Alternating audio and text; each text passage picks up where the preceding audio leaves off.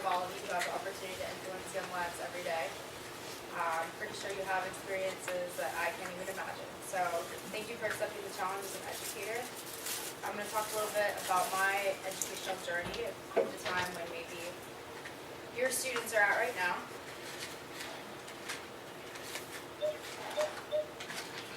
Good? All right.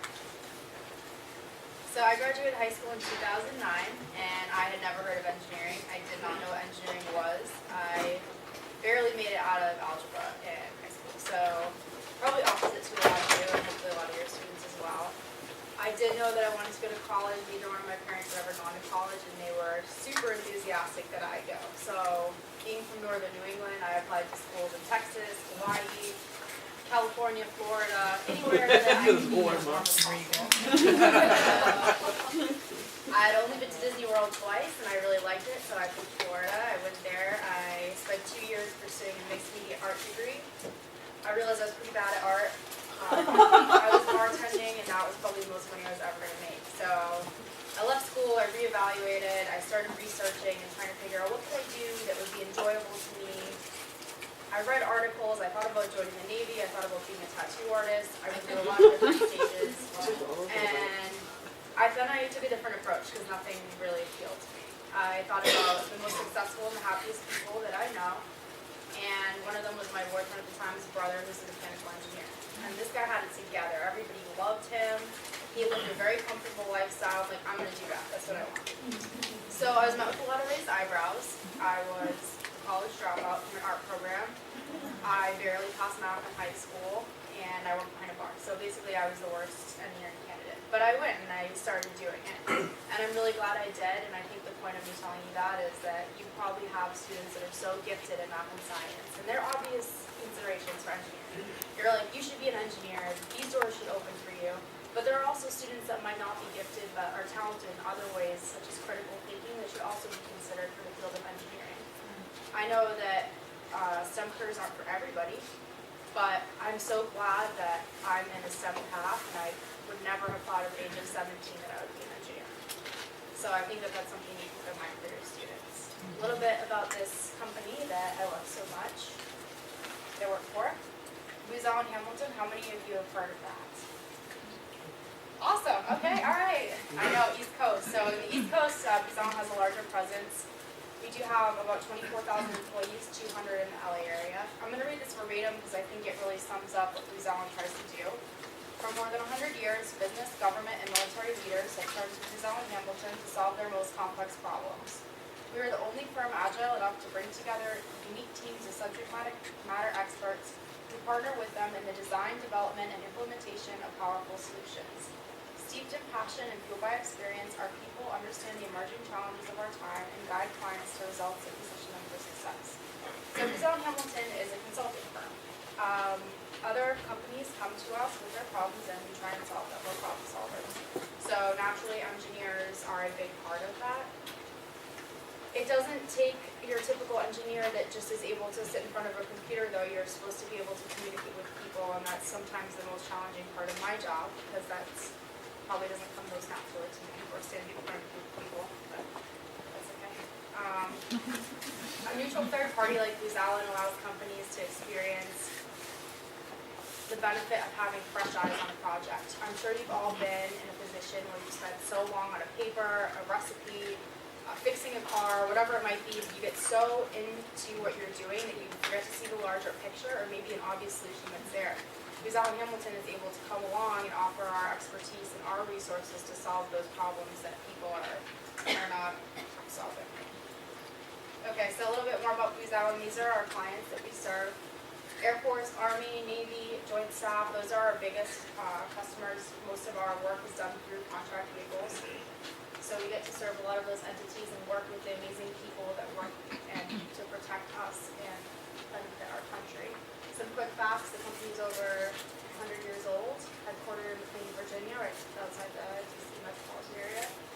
About 23,000 employees right now, and we did quite a bit in revenue in the fiscal year 2016. It's not all DoD work, but the majority is. There's some commercial work as well: automotive, retail, manufacturing, energy, so oil and gas, car manufacturing. all of those companies we serve as well. Alright, capabilities. So as the needs of our clients have grown, most employees or members of the firm have been business oriented. Up until the past few years, there's been a big push to hire engineers because engineers solve problems, and that's what the company is designed to do, and have the ability to do so on a technical level that a lot of business people may not be as quick to do, such as coding or cyber or information security. Those are big growing areas right now. I'm going to show you videos. Every day, the people of Booz Allen Hamilton tackle society's most important, complex, and pressing challenges. Our diverse teams of professionals, now over 25,000 strong, help clients achieve success. Missions that matter. It's been our business for nearly 100 years. And today, the demands and challenges have never been greater. We work as a trusted partner, delivering expertise that creates tangible benefits to our clients and to society. To speed the adoption of health information exchanges for better coordinated, higher quality, and lower cost healthcare. To strengthen DoD cyberspace security and extend its cyber advantage. To provide warfighters real-time access to life-saving information on the battlefield. To restore economic strength, transform the way government does business, and reimagine America's infrastructure. Our people confront the hard questions and make the world a better place.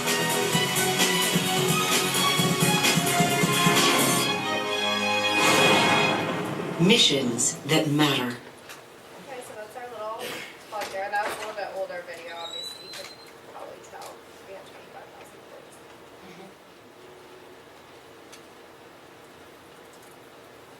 Okay, cool. Alright, so there are a lot of benefits of consulting.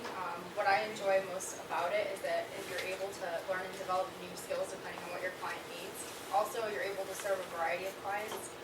I started with the firm about 7 months ago, and since I've been there, everybody that was working on the projects that they were working on, whether it was for Dennison Power and Light, whether it was for SMC, Space and Missile Systems Center, they're all working on new projects now. So they have the chance to figure out, hey, you know what, I want to learn more about data analytics, or I want to learn more about SQL, and I want to learn those skills, develop them, and then apply them to my client.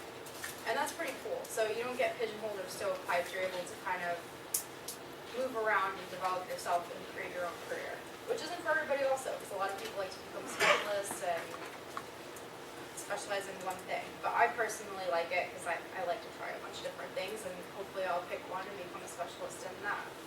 There's a lot of professional development opportunities, which I appreciate a lot of encouragement for pursuing additional education, additional degrees, a lot of in-office training, which is nice as well. More about what we do in Los Angeles. We're not as big of an office as a lot of the other locations, but Los Angeles is a city of aerospace. We're very fortunate for that. We live in an amazing cultural and also beautiful climate too, so we kind of have it all here. And driving down the street, you see Raytheon, Boeing, Northrop Grumman, SpaceX. There's so much going on in aerospace. I personally work for the Space and Missile Systems Center, SMC, that's located at LA Air Force Base, right down there in El Segundo, so pretty close. The mission of SMC is to deliver resilient and affordable space capabilities and assure access to space. So this is pretty important because everything you do on your phone, you need to have a satellite. It's in space, communicating with your phone. We do all of the satellite and rocket launches for the Eastern and Western Range. So it's pretty exciting. My personal role is in risk management. I do risk management for 3 programs: LTRS, AFSCN, and STAO. LTRS is all of the ground components that go into launching rockets and satellites. So it's the optics, the telemetry, the command disrupt. It's the ability to blow up that rocket if it goes off course and is a threat to any kind of society or human well-being or property, which is less important but still important. So there's a lot that goes into that. There are 11 subsystems that comprise LTRS, and all of them are worked on by teams. There's the Eastern Range and Western Range, which I work with both. So all of those teams are super passionate and super connected within themselves, but when it comes to communicating with each other, there's a lot of disconnect, a lot of disagreement about how things should be run, and it's our team. My team is only a 2-person team to evaluate the problems that are happening and how we're going to fix those problems, which, to echo what Dr. Goldstein said, a lot of it comes down to money. So kind of prioritize what are the risks, we'll make sure that we can still get these satellites and these rockets into space. What's going to completely shut us down? There are things that could shut us down, and so we try and rate them, prioritize them, figure out how we're going to fix them. My favorite part about my job is probably developing the COAs, or courses of action, for these problems, where I get to help make a plan to fix them. That's my main project. I also support the FSCN, Air Force Satellite Control Network, which is monitoring the DoD and non-DoD satellites, and also the Space Training Acquisition Office, which is kind of communicating between all of the different development, acquisition, and sustainment offices. So my job's pretty cool. Day to day, I think that of the soft skills that are just as important as the technical skills that I have, a lot of it comes down to communication, listening to other people, being open to what they have to say, understanding them, taking what they have to say seriously, and also but being confident in what you're doing. Because I think my biggest problem is when I started, I would do work and present it, and somebody would ask a question, be like, oh, you must be right, I must be wrong. That's not good, right? I was right, and I should have stood up for myself. And as time went on, in 7 months, I've learned to do that more. So I think that was a big challenge for me. Prioritization, there's some things that don't really matter that you do, like a training that's due in 3 months, where there's some things that you really should get done that day because your boss needs you to do this next step. Work ethic, I think that goes with anything. Take pride in your work, do what you do, and realize the bigger picture. I really love, you guys have probably heard this story, but there's a story about a president visiting, I think it was Kennedy Space Center or somewhere where they're doing some kind of rocket development. And the president said to the janitor, he's like, hey, what do you do here? And the janitor's cleaning the floor, and he's like, I send rockets to space. And he does, in a way, right? So he's playing a smaller role in this bigger project, and I like to think my role is bigger than the janitor, but at the same time, it takes everybody on a team to realize the bigger picture. So it's nice to feel like you're being part of something, and it's definitely more rewarding than maybe working in a potato chip factory, but there's good things for that too. How many of you guys have seen this problem before? No? It's a pretty common problem. I saw it once and I really liked it. I didn't figure it out. So these objects are presented to a group of people, and the facilitator asked, how do you attach this candle to the wall? So how would you guys attach the candle to the wall? That's a good answer, but without using the tape, small extra detail there. So the most common ways that people come up with are tack the candle to the wall. Also, melt the wax on the side and stick it to the wall. Okay, so those don't work though. This is what you do. Most people, when they see the functionality of the box, they see it as a container for the tacks. But in reality, it can also be used towards your end goal, right? So it's just like an exercise in, okay, it takes different ways of thinking to accomplish goals sometimes. And this is one of those that I didn't get either, but I like it because I know. That's why diversity in engineering is important, because it takes people with different backgrounds and different experiences that have learned different ways to come together to solve problems. So I think diversity is especially important in engineering. I don't think I'm the typical engineer, but I think I use that to my advantage. There's some things I don't know and I'm not strong in, but the fact that I don't know them sometimes allows me a different perspective. And that shouldn't be discounted, because it does add value to the team in that way. This is my little plug for my event. We're doing this event. It's called Women in Space Exploration. I'd like to invite everybody to it. If you guys want to come, it's March 18th. We have some really cool speakers. We have some cool exhibits. Please write down my email. It's on here, Dennison_Michelle@dh.com. The tickets are $20, but I have discount codes for all of you and your students if you want to come. So just let us know how many students are coming, or even if you want your kids or your families, whatever. It should be really fun. There's going to be plenty of food and catered, so it'll be good. guys have any questions for me? Do a flyer for that? I meant to print those, but if you email me, I'll email you the flyer. That's the flyer that I just popped up on the page, so. Yeah, it's the same one on this page, right? Yeah, there's an attendee sheet in there, yeah, it's the same. Can I make it bigger?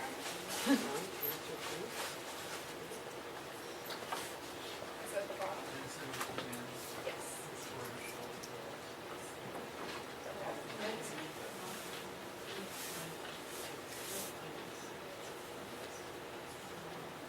That's a good. Yeah. So actually my college roommate went to Booz Allen. Really? Straight out of college. Oh, very But I cool. think he's doing business. But consulting used to travel a lot, but nowadays it's all, you can do virtual meetings. I wonder what's it like for You'd be surprised, a lot of people still travel a lot, and it depends on, FaceTime? it depends, yeah. A lot of clients want FaceTime, but it depends on the client. Like, for me, in the Air Force, because I work on the Eastern Range and Western Range, I'll go to the Eastern Range in Florida, Cape Canaveral, I'll go to Vandenberg, that's pretty much it. I'm not going anywhere else. Maybe Colorado Springs, here and there, but that's pretty much it. Some people that I work with, they travel 5 days out of the week, because either going to different locations, or they've been picked up by a client that wants them so badly that they're willing to pay for them to fly out there, pay for them to stay there, and then fly back to their families every weekend. Wow. So, I mean, that's when you know you're good. Nobody wants me that bad, yeah. Yes. So, how do you bring these people, you said that maybe there were 2 groups that are not communicating. What are you doing to bring these people together or build the bridge between them or troubleshoot their communication? It's really interesting, and it's been an ongoing challenge. I think it's one of the largest challenges of working with 2 divided groups that are divided in so many ways. We just had, are you guys familiar with the Kaizen? Or it's a style of kind of problem solving where you take all the parties involved and you put them in a room for 10 hours. They basically hash it out. So we just did that. We got guys from the Eastern Range to come over to the Western Range in our cyber department. Everybody stated, instead of doing this behind the back style of complaining, which is what most teams tend to do, oh, I can't believe you did that, that's so wrong. Okay, let's say it to everybody's face, let's get this out, let's justify what we're doing and why we're doing it. So that was fun. I mean, but that's one way, and that's a constant challenge that we have to work on. But upfront and honest about what you think and your true opinions helps a lot. It's a great place to start, because then it allows this productive back and forth where you get to a solution. Or if you agree to disagree, that's fine, but at least you're not downplaying what other teams doing. But it's a constant process. It's probably the biggest challenge we face. And there's so many people that work these ranges that have worked there for 50 years. Like, as long as the ranges have been around, these guys should be retired. And then there's new kids that come in and they're like, hey, you should do this, this, and this. And they're like, no, I want to run the Windows 95. They have no time to change and upgrade. Like, that's, I mean, and that's what you find with such a big age difference and a resistance to learning. Because, yeah, these guys are experts. They've done it for years. They know what they're doing, but at the same time, it can be done better. And it's hard to do that, right? They don't want their value to be lost.